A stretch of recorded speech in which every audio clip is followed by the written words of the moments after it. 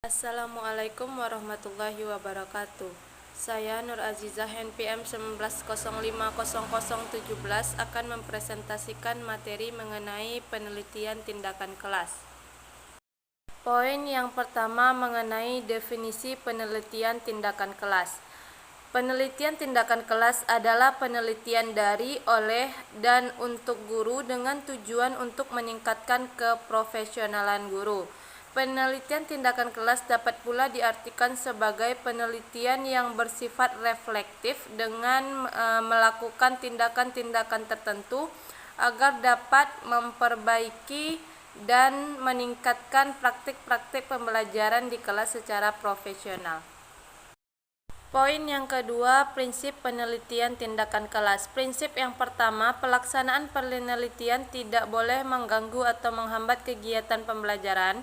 Yang kedua, metodologi yang digunakan harus terencana dengan cermat sehingga tindakan dapat dirumuskan dalam suatu hipotesis tindakan yang dapat diuji lapangan. Yang ketiga, masalah yang dipilih harus menarik, nyata, tidak menyulitkan, dapat dipecahkan, berada dalam jangkauan peneliti untuk melakukan perubahan, dan peneliti harus terpanggil untuk meningkatkan diri. Selanjutnya, pengumpulan data tidak mengganggu atau menyita waktu terlalu banyak, dan metode teknik yang digunakan tidak terlalu menuntut baik dari diri kemampuan guru itu sendiri maupun dari segi waktu. Selanjutnya, harus memperhatikan etika penelitian, tata krama penelitian, dan rambu-rambu pelaksanaan yang berlaku umum seperti yang diteliti harus dihormati kerahasiaannya. Semua yang terkait setuju dengan prinsip-prinsip penelitian, harus ada laporan dan lain-lain. Yang terakhir, kegiatan penelitian pada dasarnya harus merupakan kegiatan yang berkelanjutan atau ongoing, karena cakupan, peningkatan, dan pengembangan sepanjang waktu menjadi tantangan. Poin yang ketiga, tujuan dan manfaat penelitian tindakan kelas. Yang akan kita bahas pertama adalah tujuannya. Ada banyak tujuan penelitian tindakan kelas.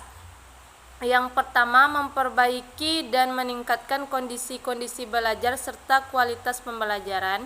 Yang kedua, meningkatkan layanan profesional dalam konteks pembelajaran, khususnya layanan kepada peserta didik sehingga terciptanya layanan prima. Yang ketiga, memberikan kesempatan kepada guru berimprovisasi dalam melakukan tindakan pembelajaran yang direncanakan secara tepat waktu dan sasarannya. Yang selanjutnya, memberikan kesempatan kepada guru mengadakan pengajian secara bertahap terhadap kegiatan pembelajaran yang dilakukan sehingga terciptanya perbaikan yang berkesinambungan. Yang terakhir, membiasakan guru mengembangkan sikap ilmiah, terbuka, dan jujur dalam pembelajaran. Selanjutnya, manfaat penelitian tindakan kelas. Yang pertama, mengembangkan dan melakukan inovasi pembelajaran sehingga pembelajaran yang dilakukan senantiasa tampak baru di kalangan peserta didik. Yang kedua, merupakan upaya pengembangan kurikulum tingkat satuan pendidikan atau KTSP sesuai dengan karakteristik pembelajaran serta situasi dan kondisi kelas.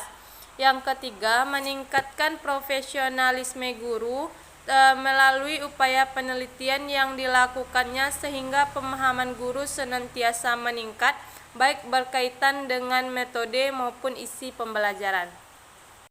Poin selanjutnya yaitu karakteristik penelitian tindakan kelas. Yang pertama, bersifat situasional, artinya masalah diangkat dari praktik pembelajaran keseharian yang dirasakan oleh guru, peserta didik, atau keduanya, dan kemudian diupayakan penyelesaiannya melalui penelitian. Yang kedua, merupakan upaya kolaboratif antara guru dengan peserta didiknya atau antara guru dengan kepala sekolah, yaitu kerjasama dengan perspektif yang berbeda. Yang ketiga, bersifat self-evaluatif, yaitu kegiatan yang dilakukan secara kontinu dievaluasi dalam proses dan bertujuan untuk perbaikan atau peningkatan praktik pembelajaran. Yang keempat, bersifat luas dan selalu dapat disesuaikan. Yang kelima, mengutamakan data pengamatan dan perilaku empiris pembelajaran. Yang keenam, agak longgar, artinya tidak seketat penelitian eksperimen yang sebenarnya. Sifat sasarannya situasional spesifik, yang artinya sasarannya dapat berubah disesuaikan dengan keadaan. Sampel terbatas dan tidak representatif sehingga hasilnya tidak dapat digeneralisasikan, artinya hanya berlaku bagi guru yang bersangkutan.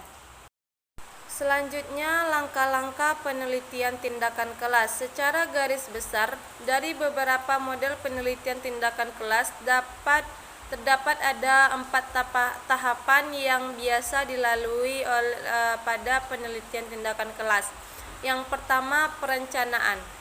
Pada tahap perencanaan, peneliti menentukan fokus permasalahan yang akan diteliti, kemudian membuat perangkat pembelajaran serta instrumen pengamatan untuk menjaring data atau fakta yang terjadi pada saat proses tindakan berlangsung. Tahap yang kedua, tahap pelaksanaan. Pada tahap pelaksanaan, strategi dan rencana pembelajaran yang telah disiapkan pada tahap perencanaan dilaksanakan. Pada tahap ini, guru harus ingat dan menaati apa yang dirumuskan dalam rencana pembelajaran, berlaku wajar dan tidak dibuat-buat. Tahap yang ketiga adalah tahap pengamatan. Pada tahap ini dilakukan pengamatan dan pencatatan semua hal yang diperlukan data yang terjadi selama pelaksanaan tindakan berlangsung. Dan tahap yang terakhir adalah tahap refleksi. Tahap refleksi yang dimaksudkan untuk mengkaji secara menyeluruh tindakan yang telah dilakukan berdasarkan data yang telah terkumpul, kemudian dilakukan evaluasi guna menyempurnakan tindakan berikutnya. Berikut ini adalah contoh dari skripsi penelitian tindakan kelas, di mana judulnya Upaya Meningkatkan Hasil Belajar Matematika Siswa Kelas 4 SD Negeri 66 Kota Bengkulu dengan menggunakan model pembelajaran kooperatif tipe T2STRE pada tahun ajaran 2019-2020. Itulah presentasi dari saya. Sekian dan terima kasih. Wassalamualaikum warahmatullahi wabarakatuh.